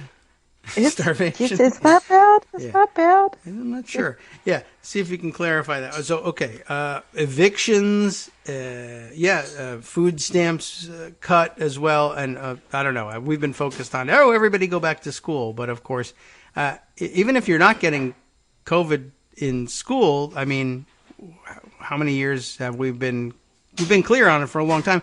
If you are underfed, if you are stressed about your ability to remain in your home, your schooling tends to go very poorly. Yes. So it does. That will disrupt things as well. So that's really bad. Yes. And Trump's executive orders, his memorandum that pretend to be executive orders, really don't do anything to help anybody. No. That was with the one weakest exception, more student loan deferrals. That's kind of it. That was the most concrete of the bunch, and I think the least concrete probably was the evictions portion of things. Yeah, because somebody should look into this. Is what he said. One of the easier ones for him to do. Just say, okay, we've had this moratorium on evictions from housing that's covered by federal mortgages. We'll just continue that. Yeah. This is all done for Extend you. that, keep that going. Keep doing but he didn't.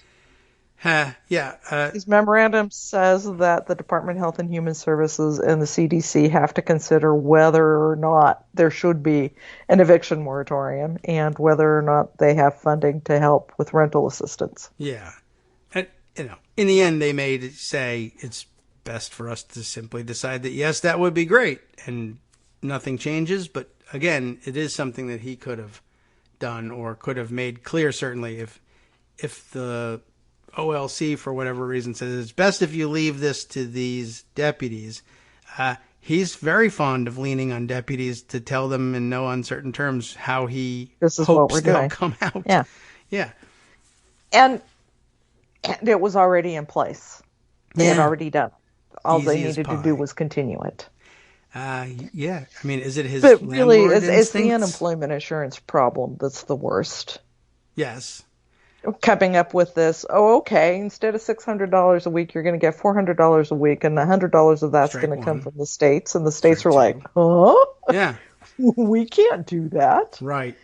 Because we don't have any revenue because we're in the middle of this global pandemic. Right. Hey, is it still global? I don't know if it's still global when it's mostly us that is having it. Well, there are some other hot spots, so for solidarity's sake, we'll still call it global. But clearly it's becoming an America virus.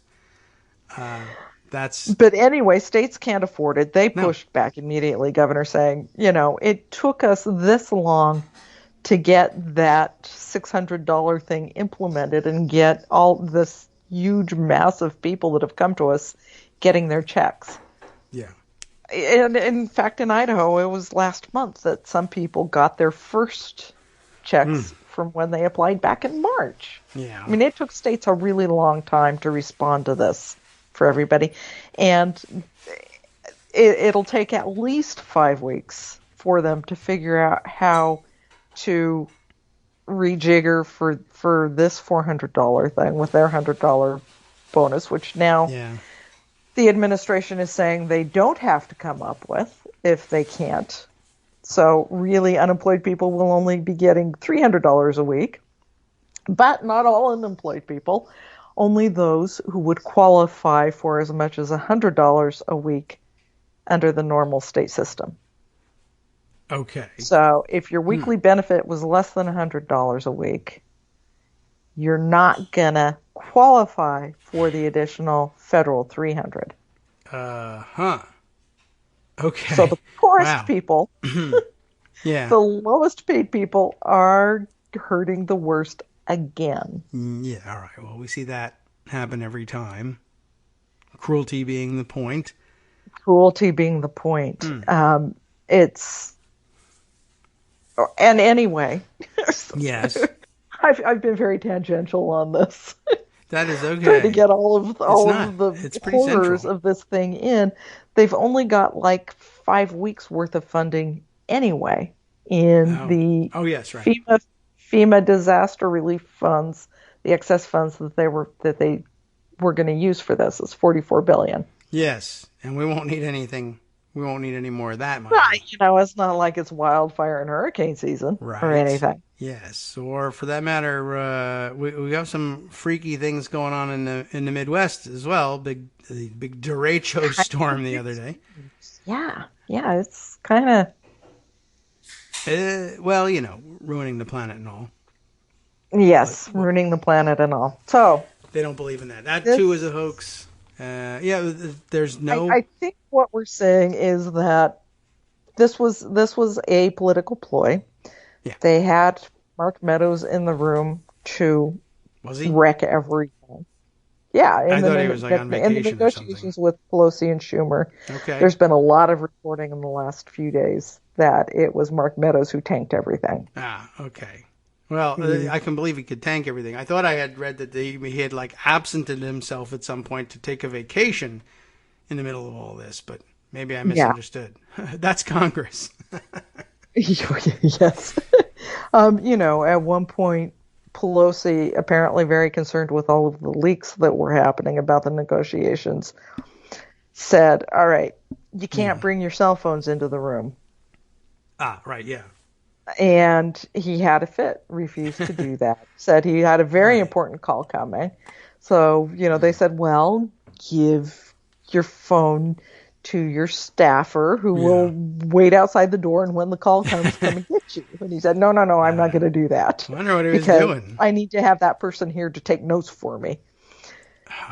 We'll give you another. So all right. Mnuchin ended up having his staffer take Meadows' phone and go out and wait in the hall for that very important call that was coming. Okay. I mean, this is the kind of stuff they were dealing with Meadows in the room. Anyway, I'm pretty sure that the ploy was get Meadows to not let anything happen, not let any agreement occur, so that Trump could step in and save the day with the executive orders. Look like the big man. Maybe. I'm not sure exactly what the phone had to do with it, but I just was making trouble. That was just an indication of what kind of games he was playing. I see. In all of this. So maybe he read that CIA memo about infiltrating organizations that was making the rounds the other day. He was there, I think, to disrupt things. Well, or maybe that's just his nature. I mean, he was head of the Freedom Caucus for a long time, so. Yes, a good reminder. That's their tactics with everything. So now we've got Mnuchin out there on TV every day saying, well, we're ready to deal. We're ready to deal. Let's do this, Pelosi and Schumer. Let's come back and do this. Mm-hmm. Trying to save the day, trying to save face. I don't know exactly what it is Mnuchin's doing out there. He's an interesting character. In the meantime, things are pretty darn dire out there for American people. Yes, and I don't know. That's I feel like there's a delayed reaction somehow on this too. Not dissimilar from newspapers not being able to get it together to call for Trump's resignation. I guess because maybe we've survived on the temporary moratoriums on evictions, and I guess because everybody knows how easy it would be to extend it, they think it would be extended. But we may be in for a rude awakening very soon on that. And I'm just curious about what drives Trump on that. I mean, more turmoil heading closer to the election just can't be in anybody's playbook. But he's just it can be in his. Yeah, I can be, only because he doesn't know how to make a playbook. If he thinks it will disrupt the election enough maybe that it's called into question and he gets to stay in office. Yeah, I suppose that could be it. I did see an interesting suggestion via Twitter the other day that maybe somebody thought, well, if really housing was in turmoil and people were in flux and losing their housing, that might be a basis on which to challenge their ballots as well. You no longer have a fixed permanent address. We have to throw your ballot out. I don't know if he's thought that far out, but it certainly could I coincide. would not be at all surprised that somebody hasn't thought that far out. Yeah. All right. Well, that worried me a little bit too, and I guess so we'll have a turmoil watch going on, and in the next couple of months. And thank you for coming by and scaring the crap out of us once again. You need to stop this. Well, it's no different. We round up the news at the beginning of the show, and it's scary too, and the analysis of it is not going to placate us any. How could it? It's bad news. But I appreciate you being here to discuss it with us, because reading it alone is even worse. That's all. We're all in this together, Kagro. Well, thank you for coming by and reminding us of that, and thanks for making the trip here on a Wednesday. I know schedules are weird, and no one blames you. We're just fine. We're just glad to hear from you. Thanks for coming by. You're welcome. Talk to you next week. All right, we'll do it again next week. Thanks, Joan. And time now for Justice Putnam and the West Coast Cookbook and Speakeasy coming up next. From Daily Co's Radio on networksradio.com. You have been listening to the Kagro in the Morning Show with David Waldman. All right, lots more about the upcoming foreclosure crisis and housing crisis expanded on by Justice Putnam as he picks up the ball and carries it forward here. Going to be talking about the rest of the country's reaction to Kamala Harris and her nomination as well, plus things from around the world